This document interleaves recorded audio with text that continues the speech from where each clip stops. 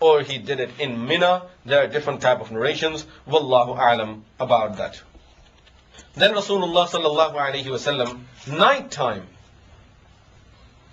he took his wives for performing tawaf al-ziyarah. So all the wives of Rasulullah sallallahu alayhi wasallam went, and he did his own nafil tawaf at night time again.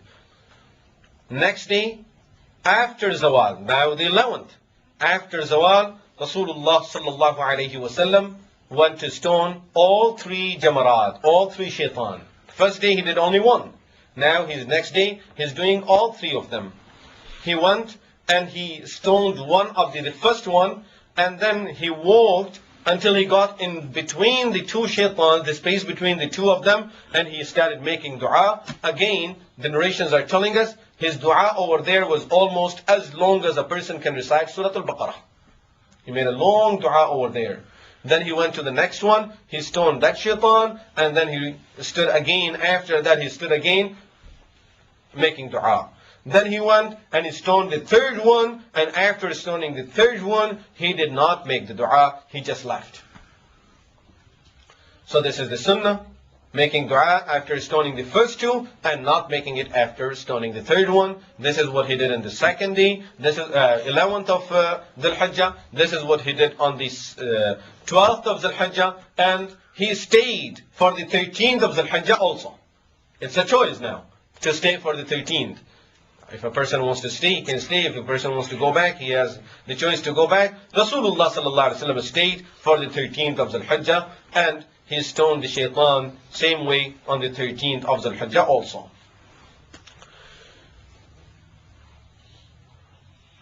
On the 13th of Dhul Hijjah, Rasulullah, which was Monday, after Salatul Dhuhr, Rasulullah sallallahu alaihi wasallam went out of Mina, and then he is stationed at a place called Al-Muhassab. What is this Muhassab? The other name of it is Khayfu Bani Kunana. Very important place.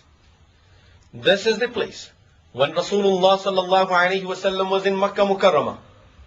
The kuffar of Quraysh made a treaty that they will not support Bani Hashim, and Bani Hashim will be under siege forever until they hand over Rasulullah sallallahu alaihi wasallam to them. Which means it's the time when they planned and made all of their agreements and treaties against Rasulullah sallallahu alaihi wasallam. He's stationed at that place, showing them, look how the time changes, and how Allah subhanahu wa ta'ala have honored him now. 3 years Rasulullah sallallahu alaihi wasallam was in that prison, which we may call it under the siege. Rasulullah sallallahu alaihi wasallam is stationed there until he performed Salat al-Dhuhr, Salat al-Asr, Salat al-Maghrib, and Salat al-Isha, and he had a little rest over there. And then he went for Tawaf al-Wida'. This is the last Tawaf now, before he would leave for Medina Munawwara. He went for Tawaf al-Wida'. At that time, someone told him that Safiya radiyallahu anha started her period. He thought she have not done Tawaf al-Ziyarah. The reason I'm mentioning this, some rulings that we learn here. He thought she have not done Tawaf al-Ziyarah. If she have not done Tawaf al-Ziyarah, then he will be staying here until she will get clean and perform Tawaf al-Ziyarah. Her Hajj is not complete. So he was a little upset about it. Until he was told, no. She have done Tawaf al-Ziyarah. This is Tawaf al-Wada' that she did not do. He said, in this situation, they are allowed to skip Tawaf al-Wada'. So let's go. When he was stationed in this place, Khayf Bani Kinana, Aisha radiyallahu anha told him, Ya Rasulullah, when we came for Hajj, at that time I was not able to perform Umrah because of my situation at that time. I was not allowed to enter the Haram, so I did not perform Umrah. Ya Rasulullah, allow me to perform the Umrah now. So he said to her that just doing the Hajj and offering that animal that you offered, it's enough for you. You don't have to do Umrah again. She said, but still, Ya Rasulullah, I like to do it. So he asked her brother Abdul Rahman radiyallahu anhu, the son of Abu Bakr radiyallahu anhu, to take her to a place called Tan'im. And from there she will put the ihram on. And now there is a big masjid over there known as Masjid Aisha, because she is the one who did the ihram from there. So from there when she put the ihram for Umrah and she came perform the Umrah, then she joined Rasulullah sallallahu alaihi wasallam in Khayf Bani Kanana, which is called Muhassab also. And then Rasulullah sallallahu alaihi wasallam left for Medina Munawwara. He took some water of Zamzam with him also, which tells us that it's good that you bring some water of Zamzam with you. When Rasulullah sallallahu alaihi wasallam on his way back was at a place called Ar-Rawha, he met some people. He asked them, "Who are you people?" They said, "We are Muslims. We are your followers, Ya Rasulullah." A woman, she showed her infant to Rasulullah sallallahu alaihi wasallam. "Ya Rasulullah, Ali hada hajjan? Is there any hajj for him also? He's an infant. Ali hada hajjan? Is there any hajj for him?"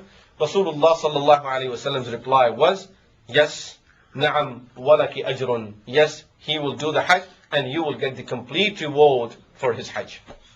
Subhanallah, that mother is getting the reward for 2 hajj, her own and her son's hajj, because of the hardship that she has to go through because of taking care of the children.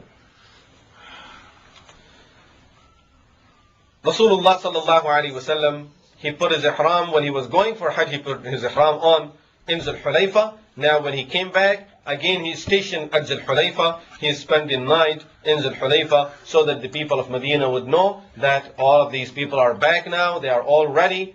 Families who did not join their husbands, they know that now all of them are coming back. This was his way, subhanallah, beautiful way, that he told the Sahaba, when you go on a journey, don't just come by surprise. Don't hit your family on surprise. Sometimes we like to give these type of surprises and then we get a surprise. So Rasulullah sallallahu alaihi wasallam advised us that don't try for these type of surprises, that if you're coming after some time, let your family know when you will be arriving home, so she is ready and everything is ready for you at home. It's not, "Oh, why this thing is dirty? Why did you do this? And why did you go there?" We will have a lot of different things there. So it's always the best, this is the sunnah, that you let them know. And in those days, there were no phones. There is no means of communication. So he would come and he was stationed out of Medina so that people would know that now he's about to arrive home and they're ready. Rasulullah sallallahu alaihi wasallam, as he arrived Medina Munawwara, and now after Zul Hulayfa, he's spending the night over there. He performed Salat al-Fajr there. Then as he was going into Medina, he is going faster than normal. So people realize this is for his love for Medina Munawwara, that as he sees Medina Munawwara, he loves it and he's going faster. And then he saw the mountain of Uhud. He said to Sahaba Ridwanullahi alayhim ajma'in, "Look at this Uhud. Jabalun yuhibbuna wa nuhibbu." This mountain loves us and we love this mountain. And he was reciting this dua, "Aibuna, ta'ibuna, abidun, sajiduna li rabbina hamidun." We are coming back and we are repenting to Allah. We are doing ibadah of Allah. We are doing sujood to Allah subhanahu wa ta'ala. And we are thanking Allah subhanahu wa ta'ala. Sadaqallahu wa'ada. Allah subhanahu wa ta'ala fulfilled His promise. We got, alhamdulillah, all of this. We have the position of Makkah Mukarramah. Wa hazam al-ahzab. Nasara abda. He have given success and victory to His servant, which means He refers to Himself. Wa hazam al-ahzab wahda. And He is the one who defeated all the other armies. This was the dua of Rasulullah sallallahu alayhi wa sallam, and this was the Hajj of Rasulullah sallallahu alayhi wa sallam. أقول قولي هذا وأستغفر الله لي ولكم ولسائر المسلمين والمسلمات وآخر دعوانا أن الحمد لله رب العالمين.